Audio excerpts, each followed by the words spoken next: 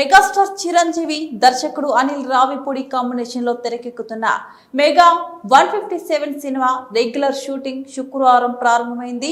Annapurna studios లో Chiranjeevi look test పూర్తి చేసిన తర్వాత షూటింగ్ ప్రారంభించినట్లు తెలుస్తోంది. చిరుతో పాటు ఇతర నటీనటులపై కీలక సన్నివేశాలు చిత్రీకరించినట్లు సమాచారం. ఇక మొదటి షెడ్యూల్లో చిరంజీవి ఇతర కీలక తారాగణం సభ్యులు పాల్గొనే ముఖ్యమైన సన్నివేశాలు చిత్రీకరిస్తారని సమాచారం. ఈ సినిమాలో నయనతార కథానాయికగా నటిస్తుంది. ఇటీవలే మేకర్స్ ఈ భారీ ప్రాజెక్టులో ఆమెను హీరోయిన్ గా ఎంపిక చేసినట్లు ఓ ప్రత్యేక వీడియో ద్వారా ప్రకటించిన విషయం తెలిసిందే.